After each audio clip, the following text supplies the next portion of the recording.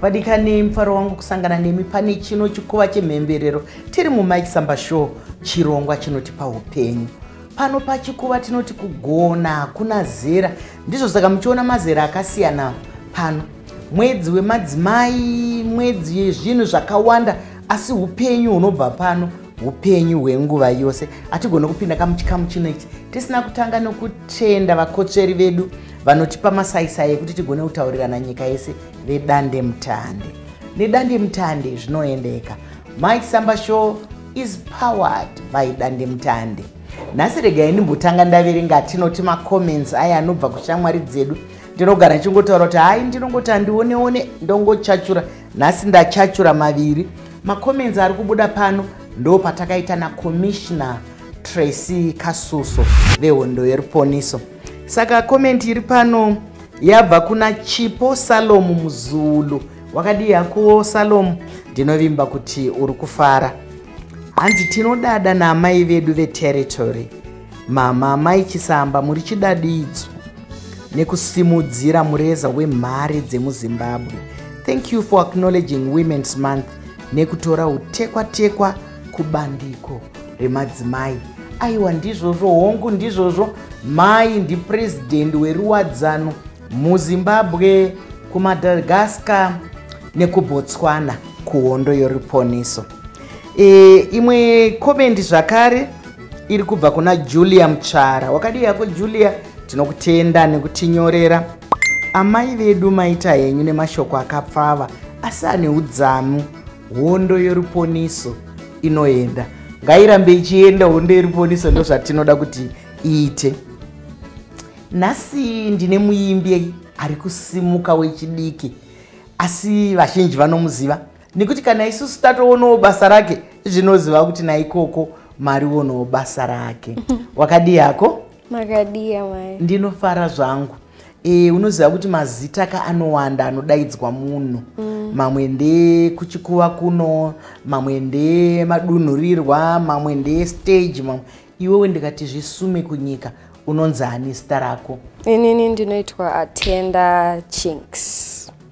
Ndizvozvo, Atenda Chinks. Handizivi kuti ndingadaro ndiri kukufananidza here, une ukama here naComrade Chinks, the late Comrade Chinks. Comrade Chinks ndi baba vangu. Aiwa, tinokutenda. Saka iwo ndo watora chipo cha baba. Aiwa, mweya wavo wadiwa tariri nevatereri wa Comrade Chinks uzorore murunyararo nemurugare rwaMwari. Asi munoona kuti kahanzi kuenda kweimwe kuno inosiya imwe, mwana wavo ari pano. Iwe wakaziva sei kuti unogona kuimba? Chimbondipa kanhoroondo kako tinzwe. Ndoda kuti unyatsosumudza izwi rako wakanyatso sununguka hako. Alright, ndotarisa kabari. Aiwa, iwe taura chete vanonong'ona vega. Alright, saka inini panga ndiri mudiki ndofunga grade 2. Kumba kwedu kwanga kuneka tradition. Tongati kubva ndiri kadiki-diki, kunga kuneka tradition kekuti taiunganidzwa nababa avo tigarisa pasi totanga kungoimba. Saka inini zvaindibhuwa kutaura chokwadi. Chero kune maguest taimbodzimiswa TV. Officially ndichida kuona makatuni and stuff. Saka kwanga kuneka tradition ikauke kuti taigariswa tichidzidziswa masongs vachitiimbisa kubva muhymn book. Saka zvinhu zvakazongopinda musystem. Then I remember this day, so hatina kuzviita. Then vandatova reminder kuti ko nhasi hatina kuimba sei kwakanaka. Saka ipapo ndipo pandakazorealize kuti maybe ndiko kwandakarerekera. Plus baba vanga kundibatsira kunyora mapoems ekuchikoro, masongs, saka nemasongs, saka zvakazongopinda zvega musystems. Ndizvozvo, saka kudya kwamambo kwakangogara kuriko. Kazhinji vana baba vana mai vanosumudzira vana vavo. Sure. Saka pawakatanga kuimba chaipo kuti nhasi Atenda aimba, wanga wamugrade ani kana kuti wanga wakura zvakadini? Ndaziva kuti kumba kwenyu aiwa kwanga kuchiitwa zvokuimba zvokudi sekuti baba vaiimba zvikuru. Pandakazotanga kunyatsoimba ndofunga ndiri grade 5 ndipo pandakarecorda my first song nefoni asi. ndakarekoda nefoni. Then vainzani rwiyo rwako rwawakarekoda? Ndanga ingoriwo song tainspirewa nana Nicki Minaj. Saka adida hangu. Aiwa ndizvo zvandedu. Pano tinongotaura zvaunosununguka kutaura. Alright. Then moving on, after pakashaya baba ndakambomira, then fandazotanga futi form 1 after mukoma vangu, because mukoma vangu vangu ane group ravo remusic and stuff. Saka pane pawakandigira instrumental. Pavandisendera zvikanzi ndakutesta ability yako yekunyora music, daona kuti unokwanisa kunyora kusvika papi. Pavabuda vandasara ndakafara. I had tears in my eyes, ndakafara singaite kuti vosaka vanotoziva kuti then vandaningirikina vandatonyora song manheru pavakauya vandavanzwisa song vakafara singaite vakatori kugona. Aiwa tinokutenda nokuti ndo rutsigiro rwatinochemerera irworwo. Vadiwa tariri nevateereri ikoko handiri kuzvinzwa vana baba vake, vana mukoma, muri yese yairamba ichingosumudzira ikoko kumusha ikoko kwamuri kana kwese kwese kwamuri. Tiri kukurudzirawo panapa kuti tarisai kuti vana vanofarirei. Kana maona zvavanofarira imimi vabatsirei, nekuti upenyu sekutaura kwatiri kuita mazuva ano hwane ndima dzakasiyana. Zvimwe zvakambenge zvisiri mabasa kare amabasa zvino. Saka uyu ari mundima yake tinofara nekuti kunyange Comrade Chinks vasisipo tine mwana wavo ari kuita basa iroro ravaita rokuimba. Uri kuimba nziyo dzako zvakanaka. Ndakatarisa ndikati kasikanaka kari kuimba zvakanaka nekuti kuno kuchikuwa kwemhembero tinongodaidza vanogona chete vanenge vari kuita zvinhu kunyange vachitangisa, asi tichiona kuti apa panogona kusumukwa panapa zvinofamba zvakanaka. Ndakambotarisa rwiyo rwako runonzi Bad Energy. Zvanga zvaita sei? Ngatipindei murwiyo irworwo tinzwe. Alright. Bad Energy ingori isong iri straightforward handiti. Bad Energy isong yekungoti I just felt like 2025 ka gore richangotanga hatisikuda bad energy this year, hatisikuda kunetsana, tikungoda love, peace and harmony. Saka ndipo panga pane point yesong kuti vanhu vaye kunzoko vanoda kutangisa zvinhu zvisirizvo. We are not doing that. People are just people at the end of the day. Ndizvozvo chaizvo.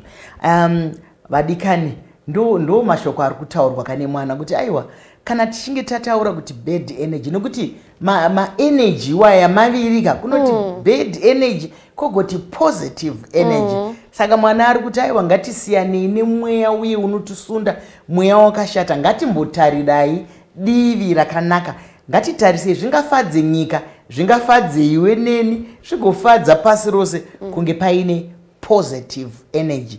Ndo mweya wakanaka. Ndiri kuona kuti unenge uine vamwe kurakidza kuti iwewo muchikwata chako une vanhu vaunoimba navo.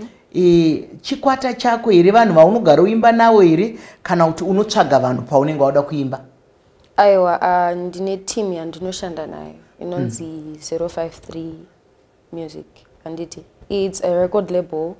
Kana ukasumudza izwi rako? Alright. 053 i record label yekuChegutu. Ndizvozvo. Vanhu vanosculpta talent handiti.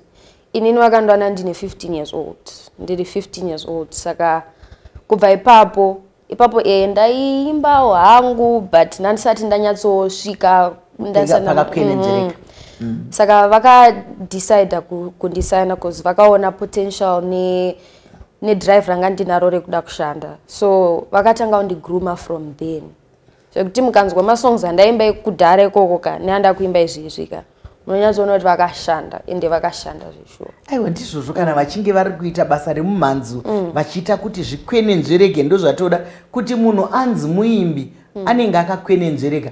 Nekuti vanhu vese vamuri kuona munhu wese anodya sadza, anodya chii, anoita sei, anoimba, ane dzimwe nguva dzaanoimba, asi kuimba kwakakwenenzverwa ndokwatiri kutaura pano kwete kuye kwatinoimba kana taakutsvaira kana kuti taakusuka ndiro aiwa kuya kungoimbawo ka but pane kuzoshanda kwekuti haurare manheru you be working every time nguva dzese unofanira kungoti pauri ipapo it's either kupractice kuti voice roro paunopinda mustudio rinyatsobuda zvakanaka of which vanhu vavoka vanokwisa ndingati ipressure vanoramba vachikupusha kana wakuda unorelaxa havakusiye kuti unetere basa rako vanomeka sure kuti uri kushanda nguva dzese ende zvinombobohwa sometimes zvinombonetsa unomboti nhaye mwari but at the end of the day unozoona kuti vari kutoda kuti iwewe uite zvinhu kwazvo ndizvozvo mazano akanaka mashoko echenjedzo auri kupiwa vamwe kuti ukaona munhu achikuvavaridza pabasa rako ari kuda kuti usumukire dzimwe nguva munoneta dzimwe nguva munoita chinepfu asi munhu anenge achida kuti usumukire mubasa rako ndinozvitenda ndinoona vanhu vakawanda vachishanda nevanhu vakawanda dzimwe nguva kushanda nevanhu kuri nyore here ndoda kukuunza semubvunzo zviri nyore here nekuti iwewe wacho uri kuimba uri kutaura kuti dzimwe nguva zvinorema nekuti pamwe unenge uda kuita chimwe chinhu dzimwe nguva uda kuita kakuzorora zvino kana wakuzoshanda toti nechikwata chevanhu zviri nyore here kushanda nechikwata ndingade kuziva zvakare kuti pachikwata chako pane vanhukadzi chete here kana kuti vakasangana vakomana nevasikana alright takasangana pane vakomana nevasikana and also indofunga kuti zvive nyoreka it depends nemunhu pane vamwe vanoda kushanda vari vega zvinogona kukubohwawo kukuremera inini hangu ndinofarira vanhu saka inini for me hangu ndofunga kuti zviri nyore kuti ushande nevanhu but zvinomborwadza futi time ndizvozvo hapana chisingarwadzi zvese zvinhu zvinorwadza nokuti zvinhu zvinorwadza ndo zvinozonaka kumberi uko sei wakaita kuti usanganise vakomana nevasikana nokuti dzimwe nguva vamwe vanongoti isi tine chikwata chedu chevasikana vamwe voti tine chikwata chedu chevakomana asi iwo une chikwata chakasangana vakomana nevasikana kana kuti varume nevakadzi ndoti varume aiwa I don't know varume nevasikana vasikana nevakadzi I don't know aiwa ndizvozvo the reason why ipapa pawakagara kana zvikanzi vakadzi sumukai kana kuti tize unotizaka haumiri kuti havana kuti musikana right the reason why andakasarudza izvozvo kushanda nevanhu vari mixed is because varume vanenge vane like varume vane mentality iri bold handiti like iri muscular isusu vasikana tine mentality weyedu handiti but varume vanozoisa chisimba vanokupa kuti iwewe semusikana or semukadzi ufunge pachirume because music industry to be honest munoda kana uri musikana unofanira futi kuita mentality yemurume kuti zvinhu kuti 1 usajairirike 2 uve bold iwewe pachako 3 ukwanise kuwana respect ukwanise kuzvirespecta iwewe pachako because vanokudzidzisa zvakawanda handiti even pakungogara so panongogona kungomuka lecture so from nowhere and wakutodzidza then from vasikanawo futi unodzidziswa how to be a lady unofamba sei kana wakagara namai chisamba unonge wakagara sei so all of that saka I feel like zvinobatsirana ndizvozvo ndinoziva kuti kana tiri mukati meupenyu hwedu varume nevasikana vakomana nemadzimai upenyu hwedu hatigone kubva tasiyana asi wataura zvakanaka wazvitsanangura zvakanaka kuti aiwa varume vane zvimwewo zvavanotipa vakadzi vane zvimwewo zvavanodira saka izvozvo kana madiraniswa iwaya abatanidzwa anosumudza muimbi anosumudza mushandi anosumudza basa saka kushanda kwakanaka kwokutarisana asi wataura shoko rakanaka randifadza pazera rako kuti munhu anofanira kuzviremekedza iye pachezvake saka ndingade kuti unyatsojekesera mwa kuti kana munhu achinge achizviremekedza nokuti kana matotora kuimba kudai matowo mubasa rinoda kuti riremekedzwe asi watanga wataura kuti ukazviremekedza pachako sei zvakakosha kuzviremekedza ndofunga zvakakosha nekuti iyo ukakwanisa kuzviremekedza ka vanhu vakakukomberedza vanokwanisa kukuremekedzawo, because the moment yekuti iwewe uri kungo ukangonzi uya kwakati wakutomhanyira ikoko, you have to create value for yourself. Ndipo panouya futi respect, anditi kwete kuti unongobvuma kungonzi kuwanikwa kwese zvinobvisa value, zvinobvisa respect. Hapana munhu kupiko anongowanika kwese of which unongosara ungori munhu, especially vasikana zvinongokanganisa yezvokajira iro vasikana kufuka kana kuwarira. Mumwe musikana ari kutipa chikoro pano, ari kutipa dzidziso, ari kutipa chenjedzo kuti chinhu chikuru mukati meupenyu kuzviremekedza iwewe. Unofanira kuenda kunhu, kana ukakokwa tanga wafunga kuti ndiri kunomira pai, ndiri kunoitei, ndiri kuendawo ipapo sani, nekuti handi nzvimbo dzese dzakanaka kungoenda, nekuti kune kumwe kuri kurwiwa, kune kumwe kuri kuitwa zvisiririzvo. Saka tanga wazviremekedza iwewe kuti vakakupoteredza vagokuremekedza. Ndaona zvakare wakaimba rumwe rwiyo runonzi lockdown. Ndinoziva kuti isusu tikangofunga kuti lockdown tinofunga nguva yakaremera nyika, nguva yeCovid, nguva yekufa kwevanhu. Sei wakafunga kuimba rwiyo rworo pada iwe wakanga usina kurwisa ikoko? Wakanga wafungei? Ngatipindei murwiyo. So lockdown, idea ye lockdown yakauya pekuti madays elockdown vanhu vaigara mudzimba vaisabuda chichichi. Inini ndakabva ndatora concept iyoyo ndikaisa pamoyo wangu, anditi kuti moyo wangu uri mulockdown, wakalokerwa inside, hauna uri kurwadziwa uri mukati mu I don't know if it's making sense. Ndizvozvo. But lockdown i heartbreak song yatikazongoisa vibe so that people can dance to it. Hayo ngatikwanze zvedu tichitaura nerurimi rwapanapa ndo basa redu rekusumudza rurimi rwamaendo uri kurugona. Lockdown i song yemusikana akada mukomana, but then mukomana uyu ana kukwanisa kuona kuti musikana ari kuperera. Alright, vasikana ka and people don't come for me. Aiwa hapana zvavanombokuita. Don't come for me. Iwe taura chete pano zvauri kutaura. Sometimes vasikana tikapinda murudo anditi. It's not like hatina vanhu vari kutinetsa kunzo like uri kunetswa nevamwe kutomboti vamwe vakomana vakawanda ukoko, but une munhu wako one and you're focused nemunhu iyeye. But iyeye manje mukomana akutamba muzerere ane vanhu vanenge 50,000 ameno kunze kokoko, and iwe uri focused nemunhu iyeye chete. So the moment musikana uyo paakazozviziva kuti amana but inini wani wakundidaro here nini, ende ndikuda kusiya but handisi kukwanisa, because kubuda ndokuda but kusiya kwacho ndakungosiya alright but handisi kukwanisa. Saka musikana uyo ari kuchemera mukomana kuti wangu sadaro sadaro. Aiwa ka ndosaka zvichinzi rudo ibasa. Rudo ibasa munotogadzirisana. Asi regai nditi kuvadiwa vatariri nevatereri, ivo vachiriko vevudiwa ivava vanoita zvokudanana.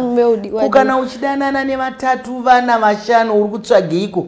Ukurudziro iri pano ndeyekuti muto wetsenza mumwe chete zvauri kutsvaga pana Mavis ndo zviri pana Molin, ndo zviri pana Susan. Iwo zvauri kutsvagawo pana Tawanda, pana John, panani, ndizvo zvimwe chete zvotikadzidza izvozvo.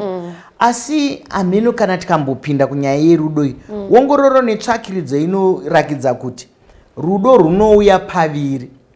Pane rudo rwekutsvagwa nemukomana wokupfimba kuti atenda ndinokuda. Pogoita rumwe rudo rwakareruka rwekuzviperekera. Anditi wapabata uri kuwandidzwa zvakanaka wapabata. Saka marudo maviri aya akasiyana. Kana wazviperekera munhu anongotanha zviripo nokuti zvaperekerwa zvasiyana. Iwe ungati kudii parudo rokuzviperekera nerudo rokutsvagwa? Semusikana achiri So inini hangu ndofunga kuti kuvasikana ka haufane kubva wanozvikandira pamukomana. ukuzi one urikundipopa ndanchitaura nyaya self respect pai watozvibvisa value haunozviremekedza semusikana wangonozvikanda pamukomana. 2 mukomana akauya kwauri handi ovati akuti ndokuda nhasi watopindura nhasi chero uchimuda chimbomira kubvuma kana achikuda achadzoka because once wangoti ipapo ka azvireve chinhu azvireve chinhu watozvibvisa kadhati kaanga achikutsvagira ikako. Saka muri kuita zvataitawo kaisi ndo zvataitawo ndikabwereka izwi rechirungu taiti munhu wemukadzi anoita play hard to get. Thank you. Pamberi ne playing hard to get.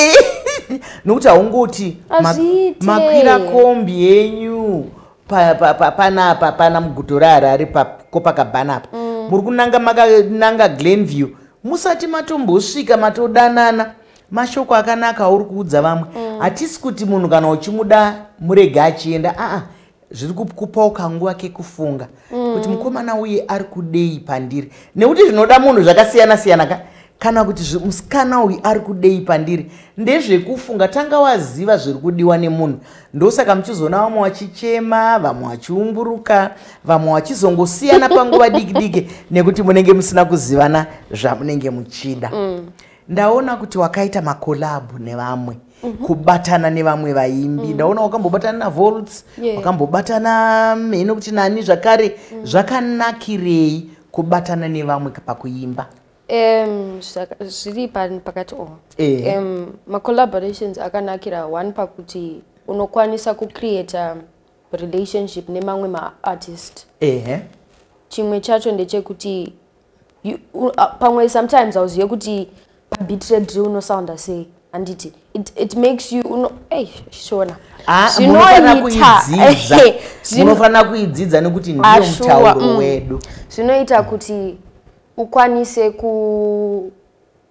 kuexperimenta nesound kudzidza imwe sound yekuti kudzidza imwe sound yekuti pamwe inotokunakidza mo iyoyo saka unokwanisa kunzwa kuti ndiganimbofokasa neii because ukafokasa ne-one sound utaura chokwadi vanhu vanoneta saka ukasangana naVolts maybe mapinda mubeat drill akutovibha nebeat drill wakumbotiza afrobeats bichana kwete kuti ukutiza esuch asi wadzidza chimwe wadzidza you get to learn things unokwanisa kubvunza advice from mamwe maartist seninini ndichiri kutanga ndikaona munhu anenge Volts ndokutobvunza kuti komukoma music industry makamira sei ndikufanira kuita sei ndakasangana nanza naDelroy kumanama ukoko akandipa advice because that was my first performance handiti akanditi mfano wangu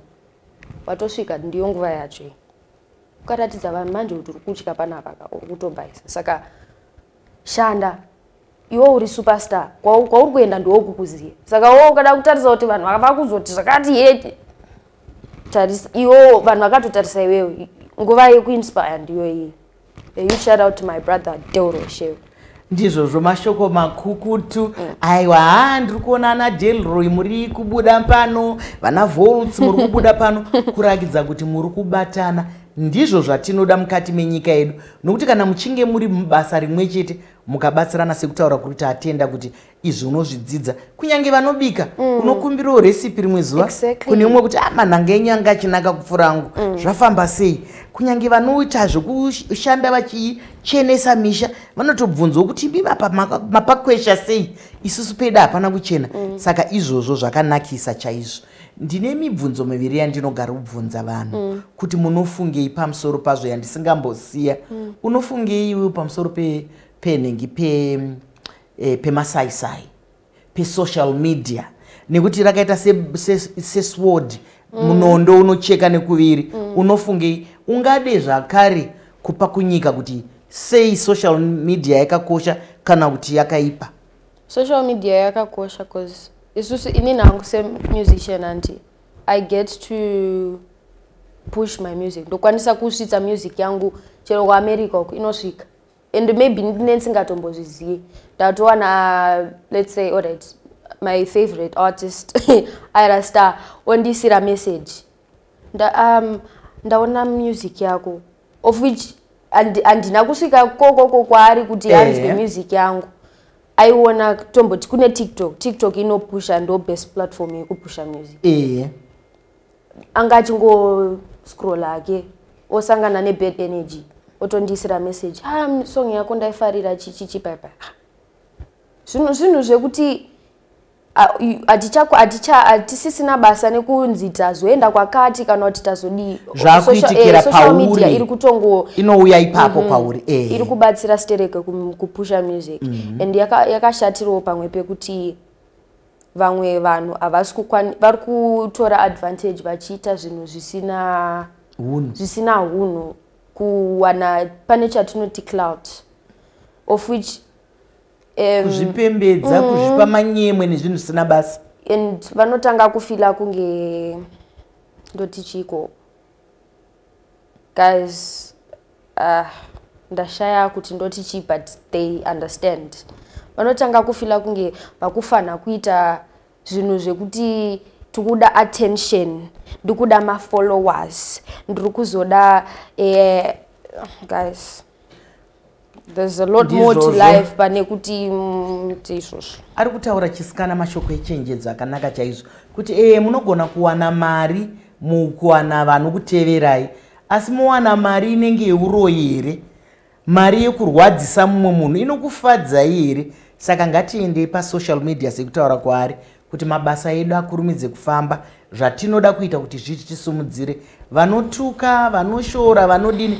Ukaona umwe wako ari kukanganisa usamuendere pasocial media, enda kakuinbox. Handiti kune inbox otaura kuti ngatimbotaurai ukadai ndinovimba kuti mazvinzwa kunyaya yemadrugs.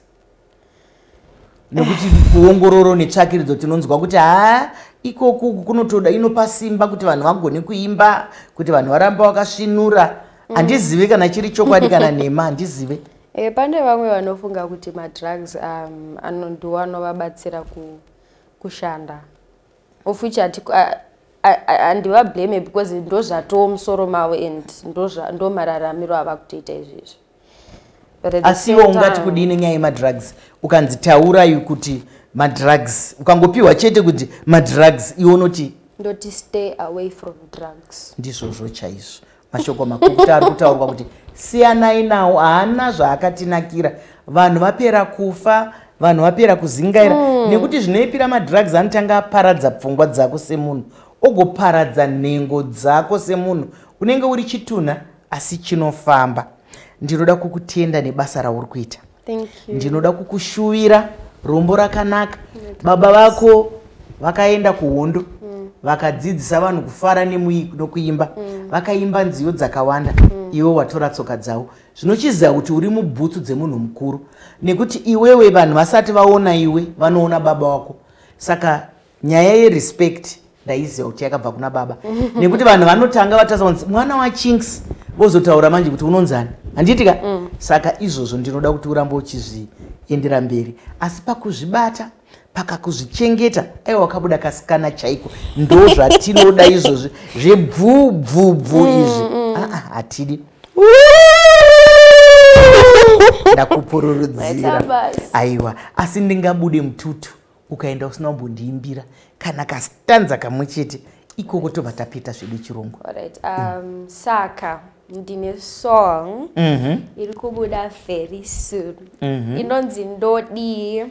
It's a love song. It is very mature. I'm pretty sure kuti muchaifarira ongo because song ika iri yakainspire ne love song yabereki wangu hani nemamwe ma love stories ari mukati munyika iri very mature song iyoyo. Ndinoida nemoyo wangu wese guys, iri kubuda manje song iyoyo. Saka isi tawana mukana wokuinzwa isati yapakurwa. Muda kuti kuimbire wongo